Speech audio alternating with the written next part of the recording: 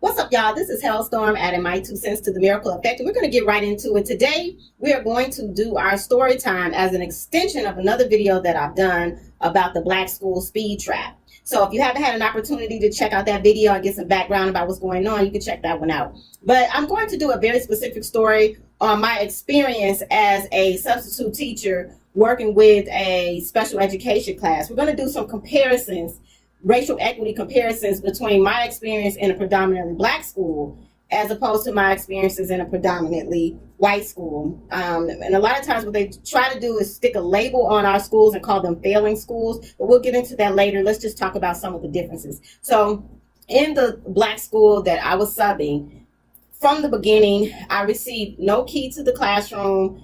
I didn't receive a computer of my own. We kind of had to work with the building administration to try to hunt down a computer that I could use. I didn't have a username or a login, so I really had limited access. You can count on one hand how many books that I had access to in the classroom. So there was a shelf and there were a few books, and they really weren't matching books. So a lot of times the students had to kind of hunt down books, borrow books from their general education classes to bring them to our classroom. There was no curriculum, there were no lesson plans, there was really no foundation and very little support from the Barry and Risa consultants. There was a lot of I don't knows and, just kind of do the best that you can. So just think about the distractions to that day, not having the resources. And in addition to that, the students didn't have a classroom set of computers. Sometimes they had to share.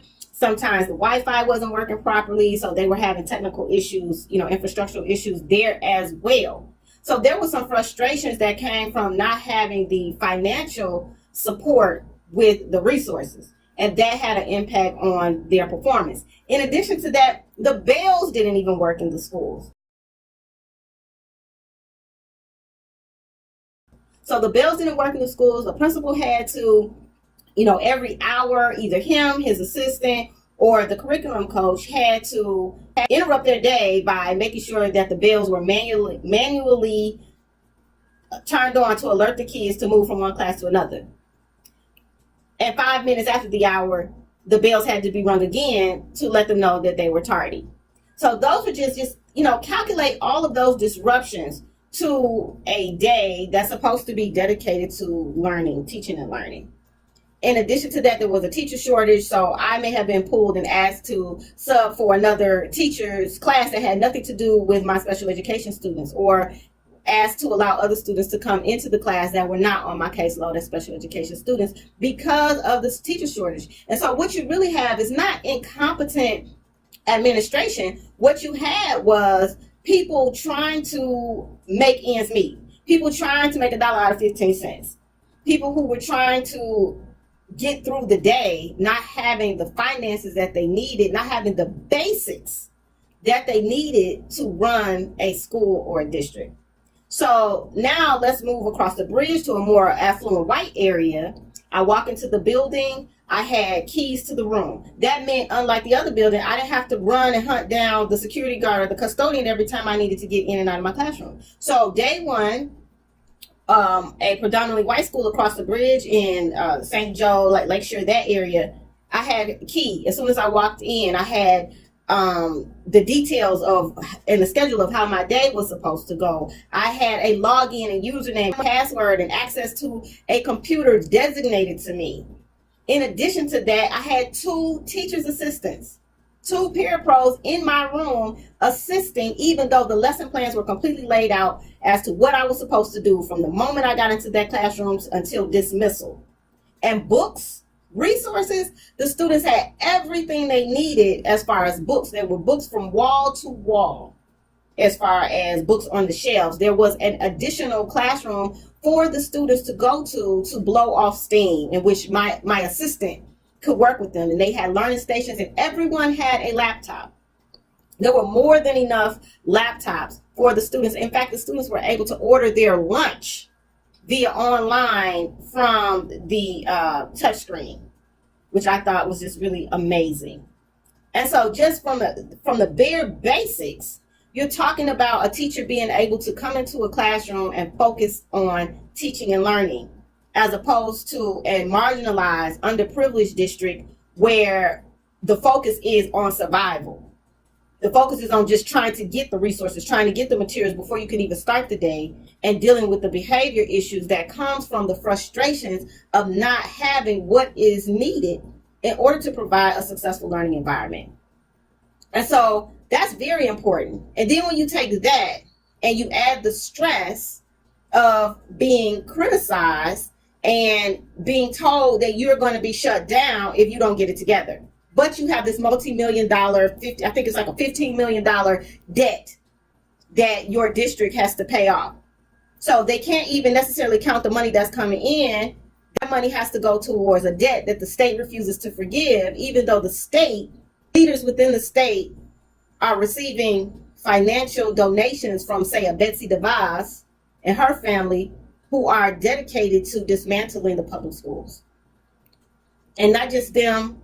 If you're working with an area that has struggled with racial inequities, I implore you to research redlining, property taxes for areas where a lot of our citizens may not have that same level of income, may be in subsidized housing where you cannot collect that type of property taxes to go to the schools.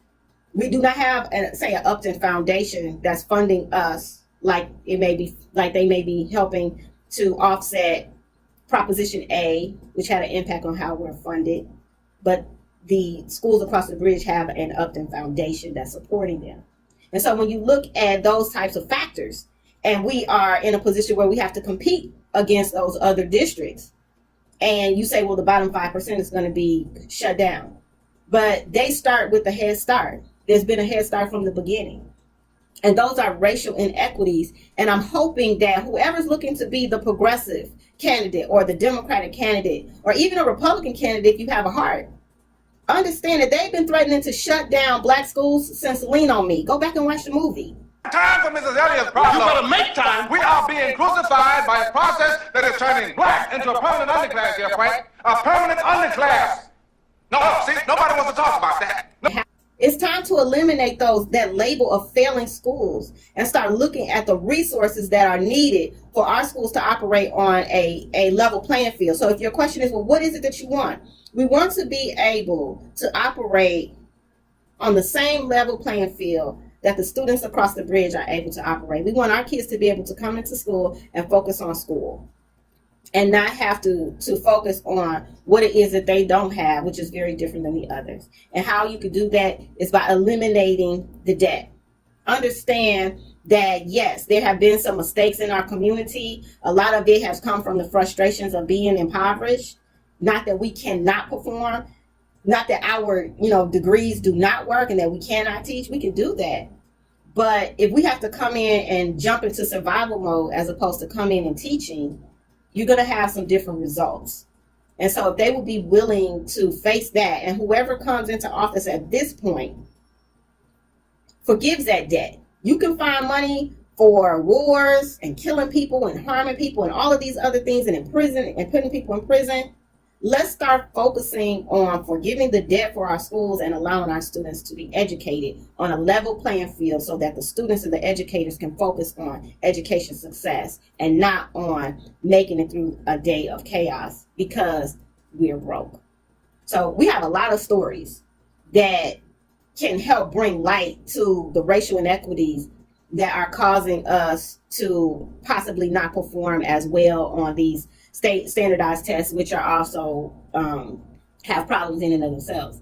And so we're going to be bringing in young people. They're going to share their stories so that you can hear directly from them, possible, former teachers. And I have multiple stories as well. And so hopefully we can pull on the heartstrings of those people who are making the decisions. And you can see that in order for our kids to have successful schools, take away that whole shutdown conversation. Let's stop labeling our kids as being a part of a failing school, and let's start talking about how do we fix these schools? How do we turn it around? And how do we say success is our only option? How do we come together as a community of people and funders and people who care about us? And how do we give these kids what they need to succeed? And so if you're interested in racial equity, that is where we will lead that conversation when it comes to educating our children. I hope that this story has been helpful. I implore so many other people who know the truth of what's going on to share your racial equity healing stories. And I just want to remind that the healing takeaway from this is to eliminate the debt, allow these schools to operate in the black, meaning no debt, and then monitor and make sure that they have the proper resources so that we can move forward and make the right decisions without them saying, we need, somebody to come in and control you because you don't know what you're doing. We need to give you an emergency manager, a CEO. We need to take over. I do agree that sometimes having a board can create a bureaucracy. And so it is not a bad idea to have one person who can make those decisions.